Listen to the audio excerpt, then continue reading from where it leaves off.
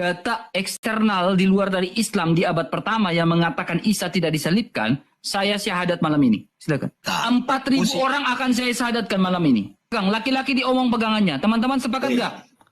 RK. Kalau ada data di abad pertama yang mengatakan Isa tidak disalibkan, saya syahadat. Teman-teman mau nggak saya syahadatkan? Saya yang syahadatkan teman-teman Kristen. Silakan. RK. Saya sudah berani janji nih. Silakan. Mana? Saya sudah berjanji.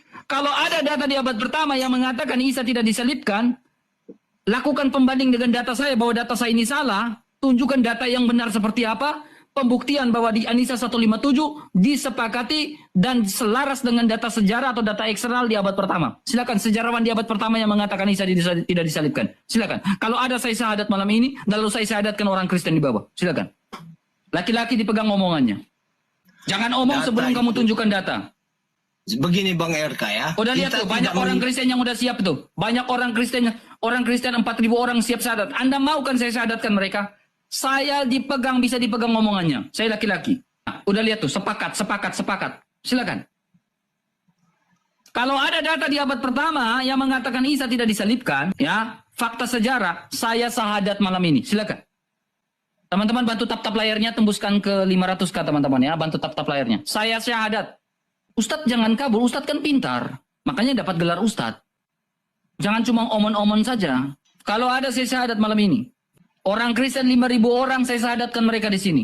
Kalau ada data di abad pertama yang mengatakan Isa tidak disalibkan. Tunjukkan data dan bicara, Ustadz. Anda sekolah, Anda harus tunjukkan data. Lakukan data pembanding. Kalau data saya salah, silakan bandingkan data saya. Data ini yang benar RK. Lalu kita diskusi. Kita tunggu Ustadz. Tenang, orang Kristen 5.000 orang bakal tunggu di sini. 5.000 orang akan menunggu datamu. Ini Bang. Silakan data siapa? Ini, silakan data siapa itu? Ya. Oke ya. Silakan data siapa? Lihat kan ya. Jurnal ya. Ya. Silakan sejarawan siapa tuh? Lihat itu referensinya, websitenya siapa tuh? Mana websitenya siapa? Ah? Website Quora. Quora itu bukan website Ustaz. Quora itu bukan data. Quora itu tanya jawab manusia-manusia di situ. Mana tanya jawab gimana? Quora itu tanya jawab orang-orang, baku debat di situ. Itu dibuat sebuah website untuk saling debat dan diskusi. Dengar dulu makanya. Itu namanya Quora, itu bukan jurnal. Aduh, kamu sekolah ke tidak Ustaz? Dengar dulu kamu ini sekolah makanya. atau tidak? Quora itu bukan jurnal. Quora itu website yang disediakan untuk orang saling diskusi, berdebat, saling tanya jawab. Itu Quora. Kamu sekolah enggak sih? Kayaknya kamu ngaku sebagai S1, kayaknya enggak deh. Kamu S-teller deh. Tunjukkan mukamu dulu, itu bukan data, Itu tanya jawab itu orang-orang. Coba kamu lihat tanya jawab enggak itu? Kamu dekatkan layar itu tanya jawab enggak? Ini Quora, ini tanya jawab. Makanya berarti bukan jurnal. Nah, ini jurnal itu kayak gini nih. Nah, ini jurnal itu. Wah, nih. Ini jurnal lah. Kamu lihat nih, ini baru jurnal nih, kamu lihat ini. Nih, kamu lihat ini baru jurnal ini. Lihat ya.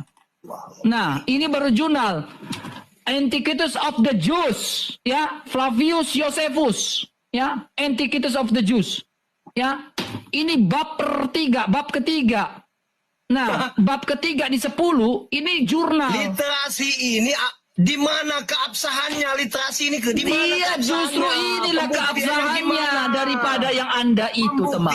Gimana? Yang Anda sampaikan itu bukan jurnal, itu tuh sebuah tanya jawab.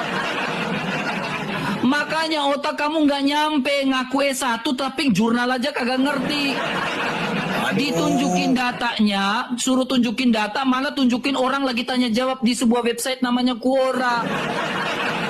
Kamu sekolah kagak sih? Kayaknya kamu kagak sekolah deh. Coba balik kameramu, pingin lihat mukamu Ustaz. Coba lihat, kebalik dulu kameramu, pingin kulihat mukamu. Kau bawa data gitu, data itu kok malu nggak bawa data yang kayak gitu ke saya? Dengar dulu. Kalau saya Ustaz ya, dengar baik-baik Ustaz. Kalau saya malu sekali Ustaz.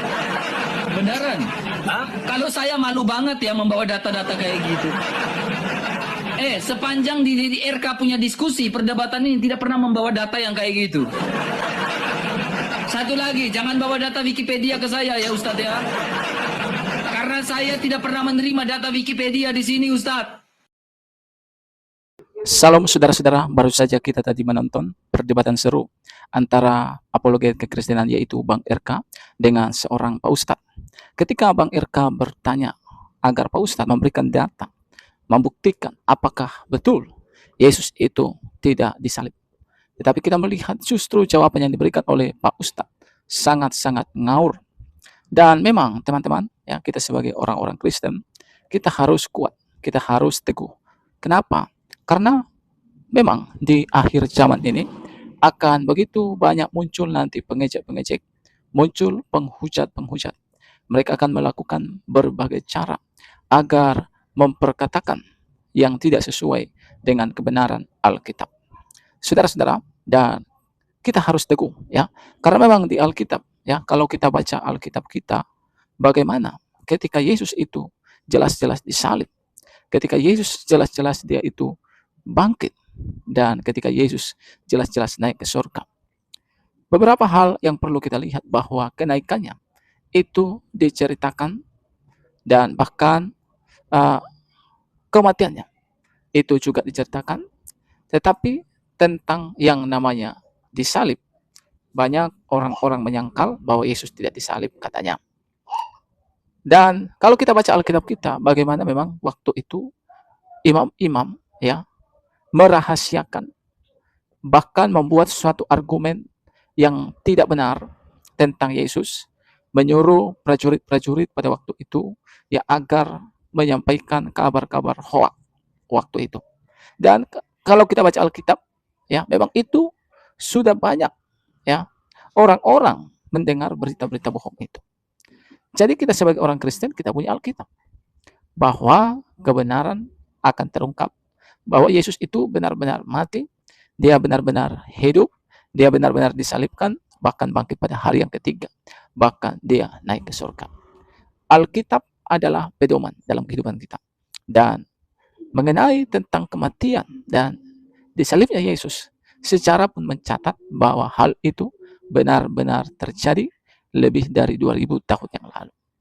Nah, teman-teman, jadi dalam hal ini kita melihat Pak Ustadz gagal mensahadatkan puluhan ribu orang Kristen seperti yang disampaikan tadi.